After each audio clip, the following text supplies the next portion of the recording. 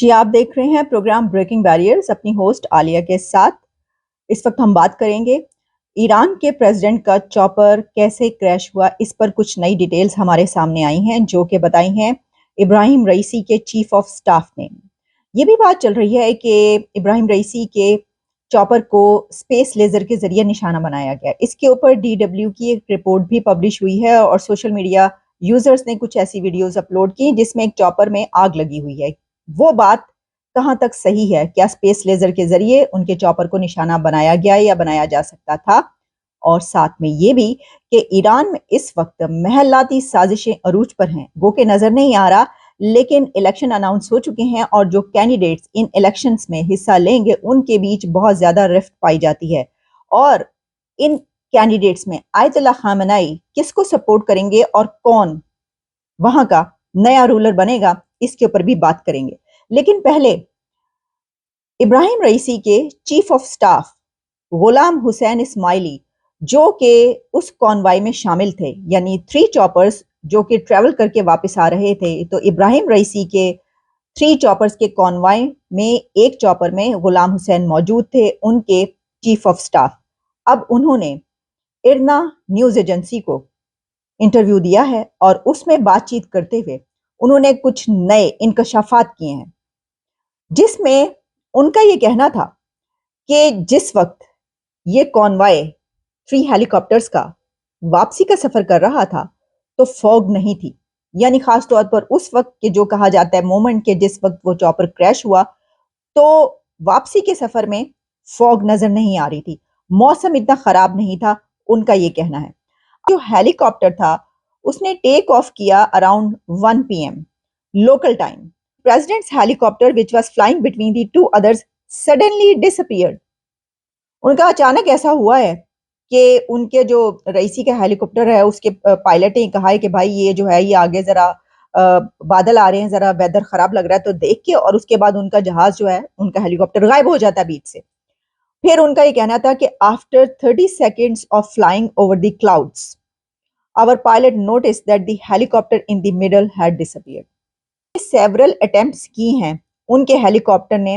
ढूंढने की और to contact presidents helicopter through radio devices, जो भी उनके पास गैजेट्स थे, लेकिन वो नहीं हो सका। इब्राहिम रईसी के कैप्टन को कॉल की तो कैप्टन मुस्तफवी ने कॉल रिसीव करने के बजाय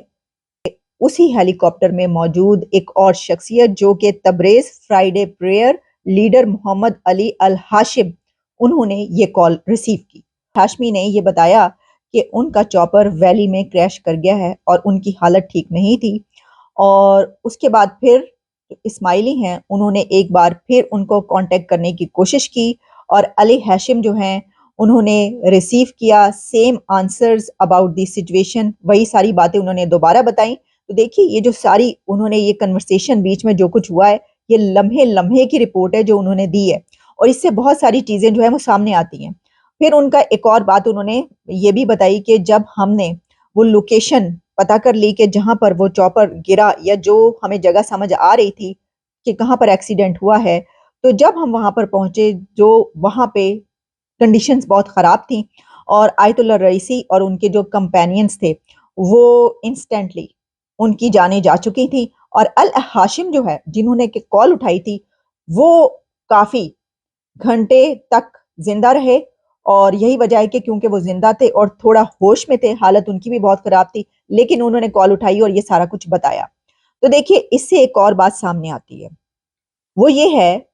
कि बहुत से लोग ये कहते रहे कि देखिए जो चॉपर क्रैश हुआ ये तो क्रैश होते ही खत्म हो जाता है, टुकड़े हो जाते हैं, ऐसा ही होता है, जल भुन के राख हो जाता है, कोई सवाल ही पैदा नहीं होता कोई बचे या बचा हो। लेकिन इससे ये पता चल रहा है कि उसके अंदर फ्राइडे प्रेयर के जो उनके एक लीडर थे वो काफी देर तक बचे रहे और उन्होंने उन्होंने उन, उनके जो चीफ ऑफ स्टाफ है उनका ये कहना है कि वो घंटों तक जिंदा रहे क्योंकि उनकी उनसे रिपीटेडली बात हुई, कम से कम 2 टाइम्स उनकी उनसे बात हुई है। उन्होंने जब दोबारा कॉल की तब भी उनसे बात हुई,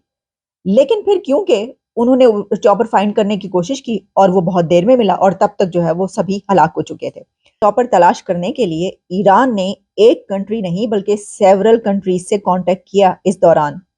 कि हमारे प्रेसिडेंट का चॉपर गायब हो गया है, नहीं मिल रहा, डिसअपियर या کہیں کریش ہو گیا ہے، گر گیا ہے، تو اس کے لیے اس کو تلاش کرنے کے لیے ہمیں مدد چاہیے، جس میں ایران نے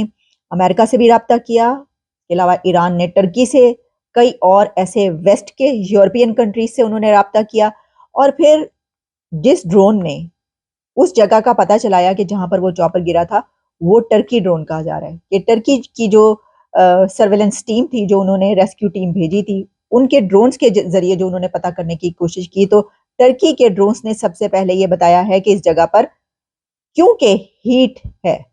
یہ جگہ ہیٹ اپ ہوئی ہے، اس سے یہ محسوس ہوتا ہے کہ نیچے کچھ ہوا ہے، تو پھر اس ڈرون کی یہ ڈیٹیکٹ کرنے کے بعد وہاں پر ٹیمیں پہنچی اور وہاں پہ پتہ چلا کہ یہ کریش ہو گیا۔ اب ہم بڑھتے ہیں اس طرف کہ کیا یہ جو اسپیس لیزر کی بات کی جا رہی ہے، تو اس میں جیسے میں نے آپ کو کہا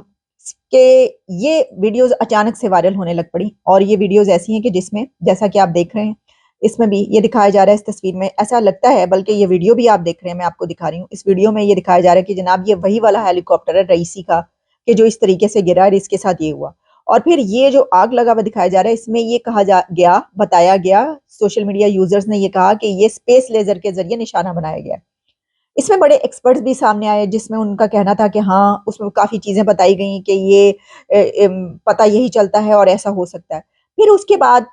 کئی ایک ایکسپرٹس ایسے سامنے آئے جنہوں نے اس کو ڈینائی کیا یا ریجیکٹ کیا۔ اس پہ ڈوئچے ویلے DW نے ایک رپورٹ بھی بنائی، اور اس میں یہ کوشش کی گئی ہے جاننے کی کہ کیا ایسا ہو سکتا ہے۔ تو اس میں یہ بتایا گیا ہے کہ دیکھیے، اسپیس لیزر کے ذریعے، ایسے کسی ویپن کے ذریعے کسی جہاز کو، کسی ایئر کرافٹ کو اس طریقے سے نشانہ بنانا ممکن نہیں۔ اچھا، اس کی پاسبلٹی نہ ہونے کی کئی ایک ریزنز بتائی جا رہی ہیں۔ ایک تو یہ کہ کہا یہ جا رہا ہے کہ ابھی تک اسپیس لیزر کے ذریعے کسی ایسے ٹارگٹ نہیں کیا گیا کہ جو ایسی چیز سامنے آئی ہو۔ دوسرا یہ کہا جا رہا ہے کہ اسپیس لیزر سے کسی ایسے اس کو ٹارگٹ کرنا اس لیے ممکن نہیں ہے کہ جو اس کی ٹیکنیک ہے اسپیس لیزر کی، جو اکوپمنٹ ہے یا گیجٹس استعمال کیے جاتے ہیں، وہ کسی بھاگتی ہوئی چلتی ہوئی چیز کو اتنی جلدی نشانہ نہیں بنا سکتے۔ پھر اس میں ایک اور بات یہ ہے کہ ایسے کسی ویپن کے تھرو اگر کیا جائے گا تو وہ نظر آئے گا۔ ایسا ہو نہیں سکتا کہ کوئی ایسی چیز نظر نہ آئے کہ یہ کام کیا گیا، وہ ڈیٹیکٹ ہو جائے گا، تو وہ ڈیٹیکٹ نہیں ہو رہا، صرف یہ خبریں چل رہی ہیں۔ اچھا، پھر اس کے علاوہ یہ بھی بات یاد رکھیے گا کہ یہ جو کہا جا رہا ہے کہ کسی ایسے ویپن سے نشانہ بنایا گیا، تو اس کی جو ٹیکنیکس ہے، ٹیکنالوجی ہے، وہ چائنا کے پاس ہے، وہ UK کے پاس ہے، وہ اسرائیل کے پاس ہے، US کے پاس ہے، ایک دو کنٹریز میرا خیال ہے اور ہیں جن کے پاس وہ ٹیکنالوجی ہے اسپیس لیزر کی۔ لیکن جو وہ رپورٹ ہے اس میں یہ کلیم ریجیکٹ کیا گیا ہے اور کہا گیا ہے کہ یہ فالس انفارمیشن ہے، غلط انفارمیشن ہے، فیک نیوز ہے، کہ یہ جو ویڈیوز چل رہی ہیں اس جہاز کی جو کہ آپ دیکھ رہے ہیں۔ اب ہم آتے ہیں اس ٹاپک کی طرف اسی سے جڑا ہوا کہ ایران کے اندر اس وقت کیا ہو رہا ہے۔ تو جیسا کہ میں نے آپ کو بتایا کہ پریزیڈنٹ رئیسی کی ڈیتھ کے بعد وہاں پر ایک کیوس کریٹ ہو چکا ہے، کیونکہ اندر رئیسی کی موجودگی میں بھی بہت زیادہ اوپوننٹس موجود تھے۔ ویسے تو ابراہیم رئیسی جو کہ ایک ہارڈ لائنر تھے، ان کو کافی ووٹ پڑا، لیکن وہ تمام ہارڈ لائنرز کا ووٹ تھا، کیونکہ ایران کے اندر بہت زیادہ ہارڈ لائنرز موجود ہیں۔ لیکن اسی کے پیرالل وہاں پر ایسے لوگ بڑی تعداد میں ہیں جو ابراہیم رئیسی کو ناپسند کرتے تھے اور ہیں، اور ان کو کے خلاف بہت زیادہ اگریشن پایا جاتا ہے، کیونکہ انہوں نے جس طرح کے قوانین بنائے، لوگوں کو مارا گیا، پیٹا گیا، پھانسیاں دی گئی، خواتین کے حوالے سے جو کچھ وہاں پہ چلتا رہا، تو ان کے خلاف ایک بہت بڑی موومنٹ چل چکی ہے، لیکن انہوں نے اس کو قابو پا لیا۔ ابھی اس وقت آیت اللہ خامنائی جو ہیں وہ لیڈ کر رہے ہیں، سپریم لیڈر ہیں،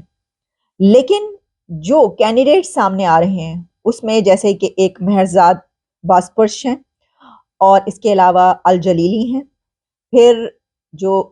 مجتبیٰ خامنائی ہیں وہ بھی بہت امپورٹنٹ ہے، اس کے علاوہ 3 سے 4 کینڈیڈیٹس اور ہیں۔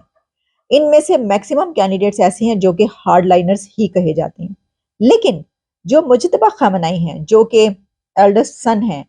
آیت اللہ خامنائی کے، کیا وہ بن پائیں گے؟ اب پرابلم یہ ہے ان کے بننے میں کہ ان کا اس سے پہلے کوئی پبلک آفس ہولڈر وہ نہیں رہے، اور ایران میں ایسا اتنی آسانی سے نہیں ہو سکتا کہ نیپوٹزم کی بنا پر آپ کسی کو آگے لے آئیں، یا کوئی بغیر پبلک آفس ہولڈر ہوئے، کوئی کام کیے بغیر وہ آگے آئے اور وہ بن جائے. اس لیے ایسا کہا جا رہا ہے کہ ممکن نہیں ہے، لیکن جو آیت اللہ خامنہئی ہیں وہ اپنا کنٹرول رکھنے کے لیے پوری کوشش کریں گے کہ ان کا من پسند کینڈیڈیٹ ہی آگے آئے اور وہی آ کر حکومت کا نظم و نسق سنبھالے. اب پرابلم یہ ہے کہ جو خامنہئی ہیں وہ جس کو بھی لانا چاہیں گے، ان کے جو اپوننٹس ہیں وہ اسی طریقے سے اس پہ ری ایکٹ کریں گے. الیکشن قریب ہیں، لیکن الیکشن میں خامنہئی اور ابراہیم رئیسی کے اپوننٹس کی بڑی تعداد حصہ نہیں لے گی، کیونکہ کہا یہ جا رہا ہے کہ ٹرن آؤٹ بہت کم رہے گا ایران کے الیکشن کا، کیونکہ یہ محلاتی سازشیں پک رہی ہیں اور کیونکہ وہاں پر بہت زیادہ پولرائزیشن ہے اور ایران کے اندر اتنا زیادہ کانفلکٹ ہے اس بات پر کہ لوگ ان ہارڈ لائنرز کو نہیں دیکھنا چاہتے اب. تو کیا یہ جو قیاس ابھی جس کو محلاتی سازش کے طور پر کہا جا رہا ہے یہ بڑھ جائے گا؟ کیا ایران کے الیکشن آتے آتے وہاں پر کوئی موومنٹ سٹارٹ ہوگی، کوئی سول موومنٹ یا سول وار ہونے کے بھی چانسز ہیں؟ یا کیا اس طرح کے سچویشن میں ایران کی تاریخ ہے، بلکہ اگر آپ مسلم کنٹریز کی اور مسلمان سلطنتوں کی تاریخ اٹھا کر دیکھیں تو اقتدار کے لیے قتل و غارت گری کوئی بڑی بات نہیں ہے. یہی وجہ ہے کہ جس وقت یہ ابراہیم رئیسی کا چاپر کریش ہونے کی خبر آئی تو اس میں ایک خبر یہ بھی تھی کہ یہ اندر کی سازش ہے، کیونکہ کافی عرصے سے وہاں پر ہی ان کے جو پولیٹیکل اپوننٹس ہیں وہ یہ نہیں چاہتے تھے کہ یہ اب زیادہ عرصہ رہیں، اور دنیا میں جو جنگیں ہو رہی ہیں اس میں ایران اپنا جس طریقے سے حصہ ڈال رہا تھا اور یہ ڈائریکٹ طور پر ایک فریق بن چکا تھا، تو وہاں کی کچھ پولیٹیکل پارٹیز یا کچھ کینڈیڈیٹس ایسے ہیں جو یہ ایسا سمجھتے ہیں کہ یہ غلط ہے، اور لوگوں کی تو بڑی تعداد ایسا سمجھتی ہے جو کہ ابراہیم رئیسی اینٹی رئیسی اور اینٹی خامنہئی ہے.